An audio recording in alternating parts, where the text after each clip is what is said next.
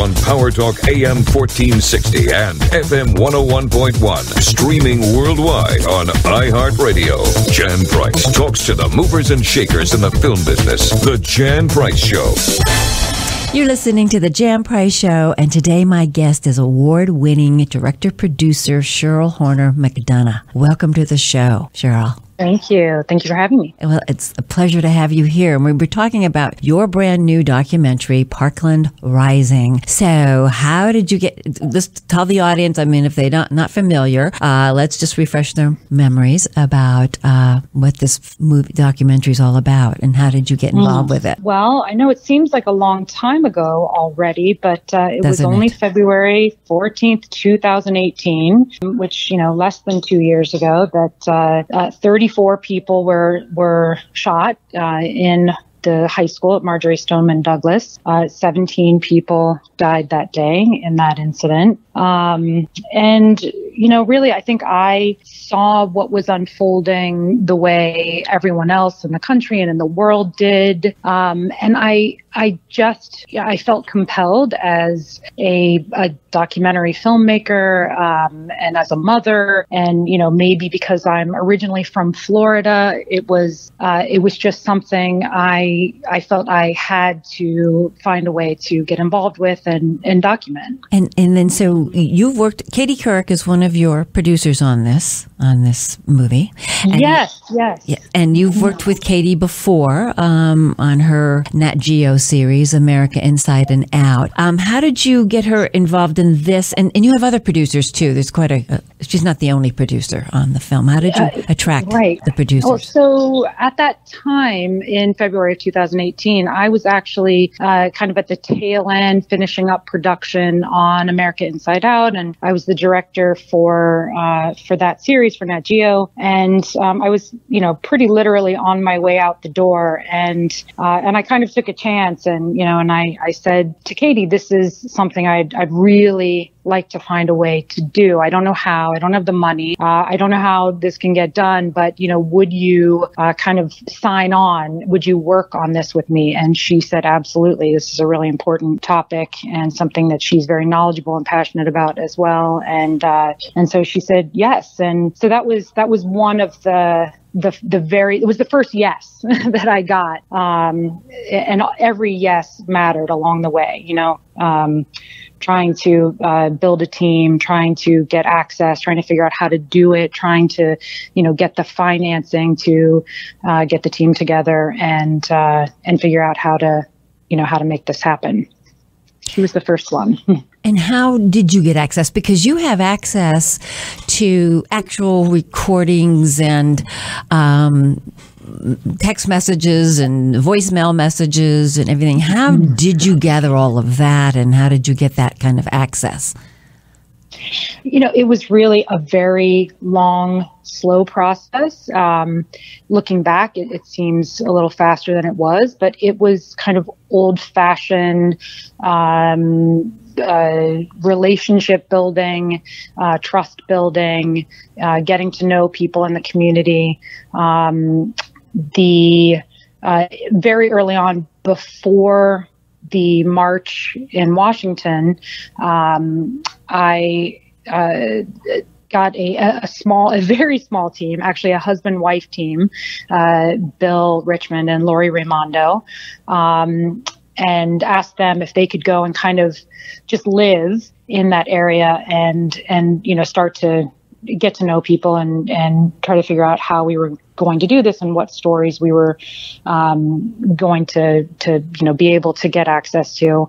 And they did what good producers and humans do. They met people, they were trustworthy and patient and sensitive, and they were able to, build that goodwill and go from one member of the community to another. And, at the end of the day, when you look at the film, we have this incredible access to, so many people in the entire community, and you've seen parts of it, we were with all of the co-founders of March for Our Lives, including David Hogg and Emma Gonzalez and Jacqueline Corin and Cameron Caskey and the Deitch brothers.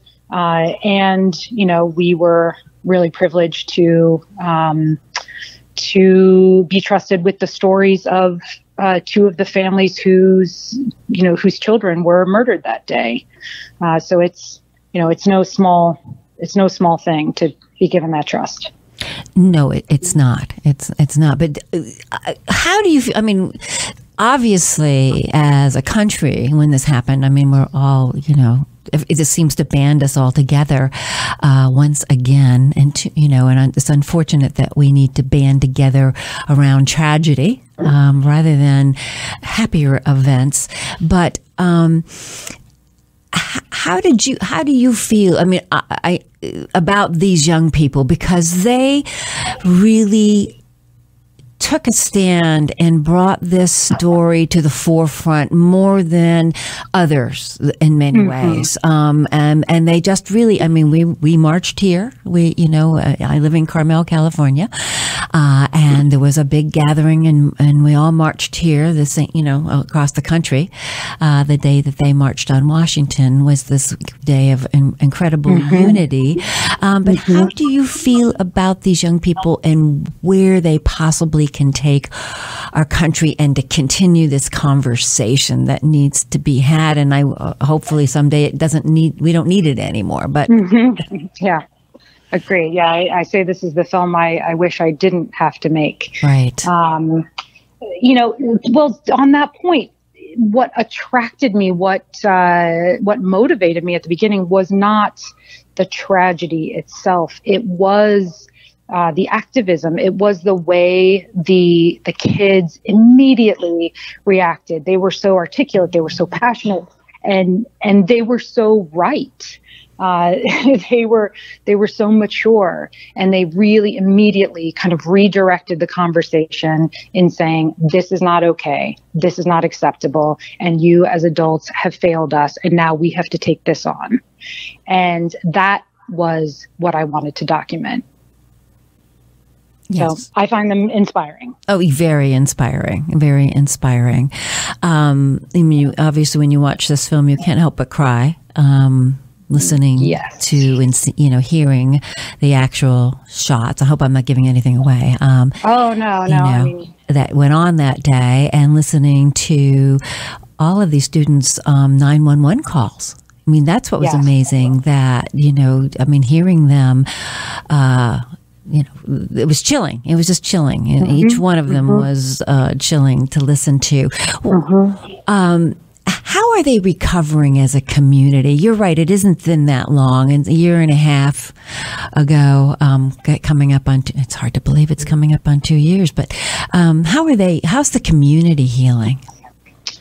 It's hard for me to say. We filmed our time period in the community really was between right before the march in March 2018 through the midterm elections, so November 6, 2018. We were on the road with them, with the students, with the survivors, with the families for about 9 months. I can tell you that there's so much anguish, there's so much pain, there's so much that has just rippled throughout the community that is very hard to see. PTSD is just everywhere. But how are they doing now? It's in terms of the community, that would be hard for me to say. I do know that I am still close with some of our subjects, and this is never going to go away. They cannot simply move on and forget that their family members were murdered. Yes, senselessly too. David Hogg. Let's talk a little bit about David Hogg, because he, was, obviously, and Emma Gonzalez were two of the more vocal students. I mean, they all were, but they were the ones that stood out the most. And he does. you show when he's out there trying to talk. I mean, it just blew my mind when they were out there talking about this with obviously people who opposed them and had their guns in the interviews. Visible. These rifles and handguns, on their bodies, on their persons, when they're having this conversation with these young students. And literally, David was in fear of his life in that scene. Does he continue to have fear around? Because is he still speaking out as strongly? And have you followed him after this? How these things, there's a lot of things that go on and we hear all about it and it's all in the forefront of the news, and then we move on to the next news cycle and we don't hear as much about it. Is he still as actively involved? And if he is does he still have fears around somebody possibly trying to kill him? Well, I actually think that's one of the parts of this story that hasn't been told. I don't think that's been seen. David Hogg received multiple death threats. His mother, you'll see in the film, catalogs the hateful things that she's told online. They certainly had to take measures to make sure that they were safe. So there were real threats. I don't know, how that continues today, but I do think that people don't know just how much hostility these teenagers faced from adults with guns. It just blows me away. Yeah. It just, I literally I got chills when I watched it. I was like, well, go on. How did you feel about it?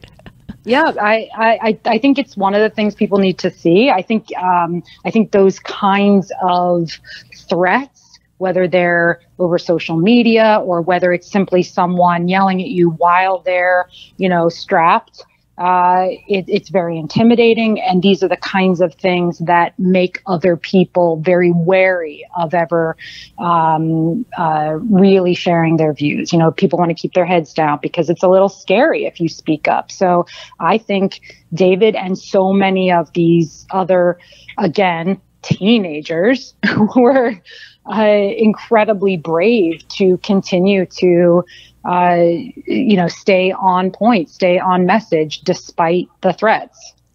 I agree with you. I think there does seem to be more fear about speaking out about a variety of different controversial topics, and especially today with social media and more people,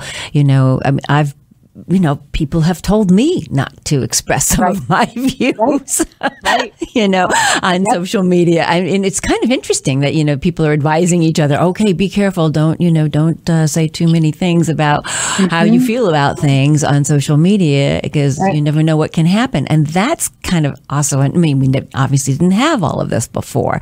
And so, it was different, but I think there is a little slight fear underneath about what someone might think of your opinion. And even though we have obviously right of free speech, it certainly has been debated a lot over the years.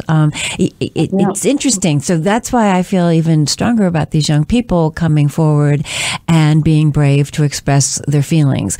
Of course, the baby boomer generation back in the 60s, in the late 60s, did the same thing to stop what we felt was an illegal war and spoke out. So maybe it's just something when we're younger, we're braver than we are when we get older. I don't know. Yes. Well, I think that's true. And, actually, you'll hear David say this in the film. He very early on says, people are afraid to push back against the gun lobby, and, they're afraid to lose their job. They're afraid to get in trouble in some way. And, he's saying early on, he's in high school. His friends have been killed. He doesn't have a job to lose.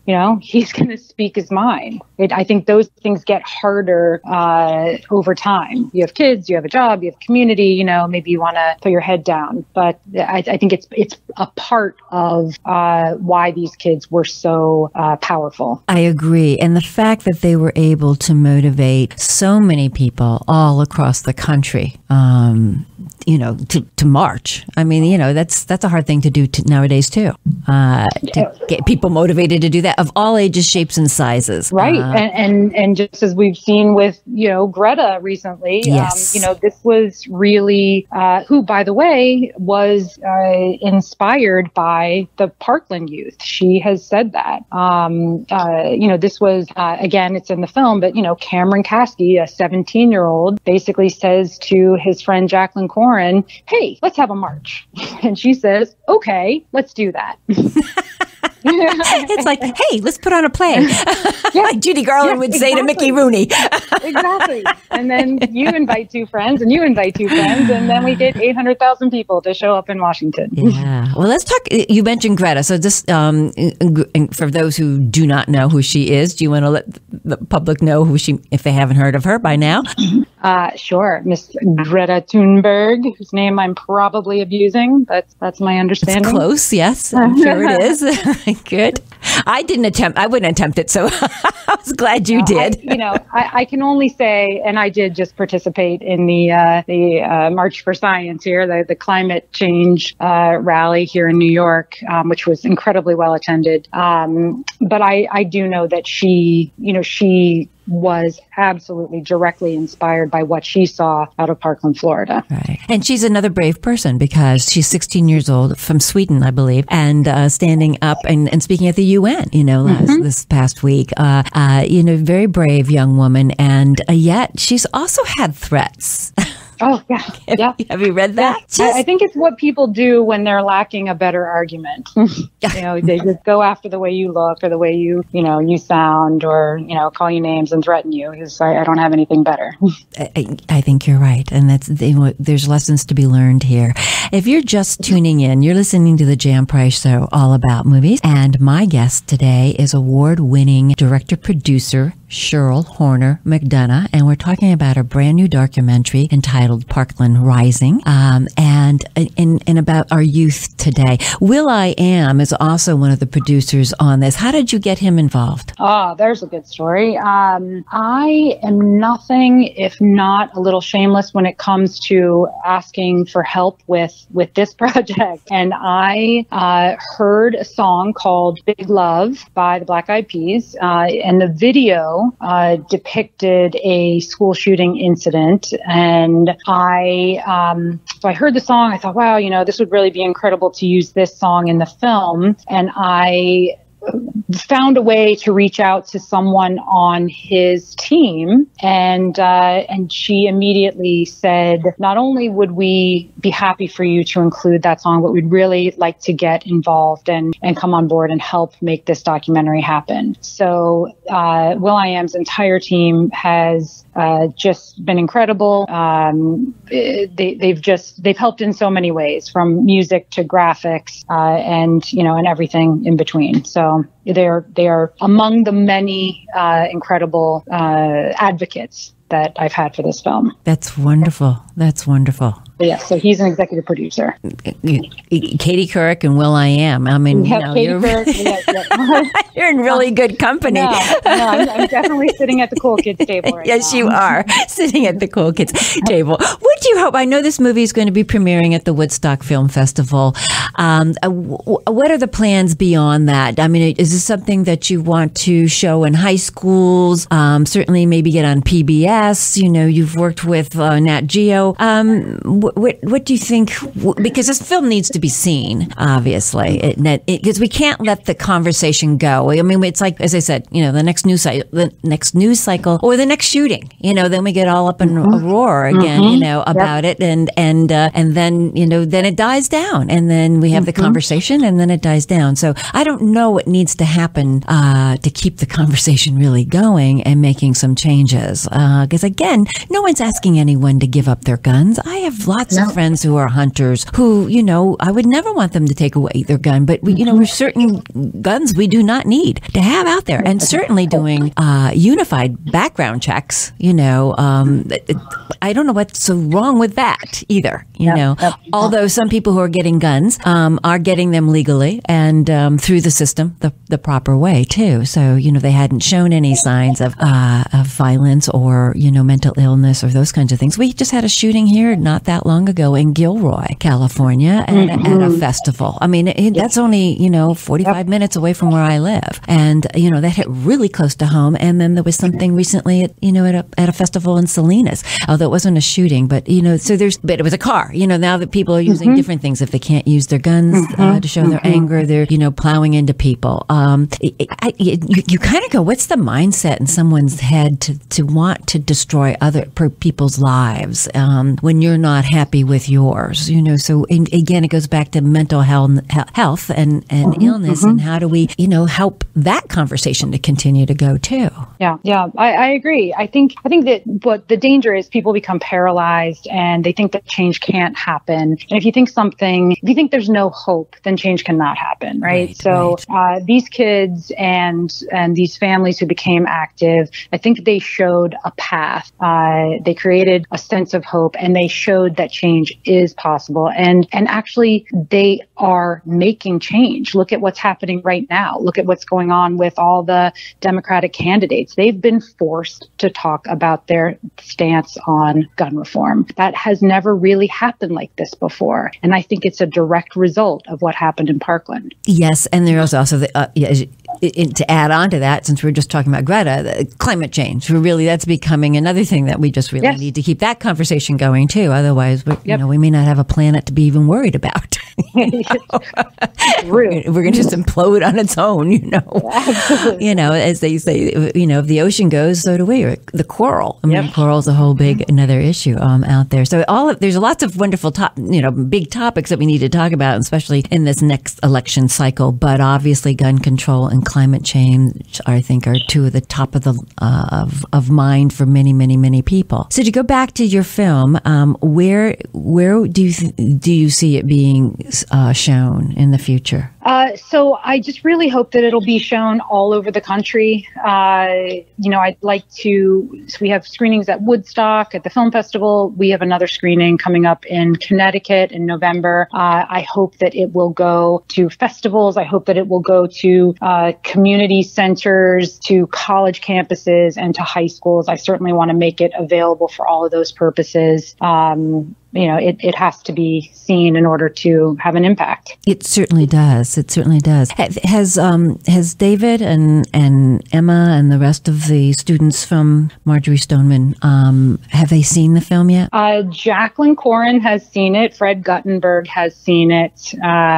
Manuel Oliver has seen it. And they are all very nicely content with the work. No one can be happy about this film. Everyone is really they seem very content with the way that it's come out and appreciative. So that's a comforting thing. It is. What do you hope people get from this film as a takeaway? I hope that they are enraged. I hope that there is a sense of heartbreak, and I hope that they will actually ultimately be inspired to get more involved themselves. I hope that they will understand what individuals, what regular people can do to affect change. And I hope they will understand that we can all play a role, and we have to play a role, and that they will get more involved. Great. Wonderful. Thank you, Cheryl. It was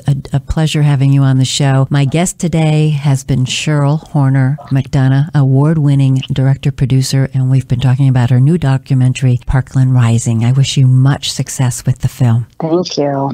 If you have missed any of the Jan Price shows all about movies, you can go to my website, thejanpriceshow.com, and all of the shows are archived on that station, on that website. Also, you can go to YouTube and the iHeart podcast channel. On Power Talk AM 1460 and FM 101.1, streaming worldwide on iHeartRadio. Jan Price talks to the movers and shakers in the film business. The Jan Price Show.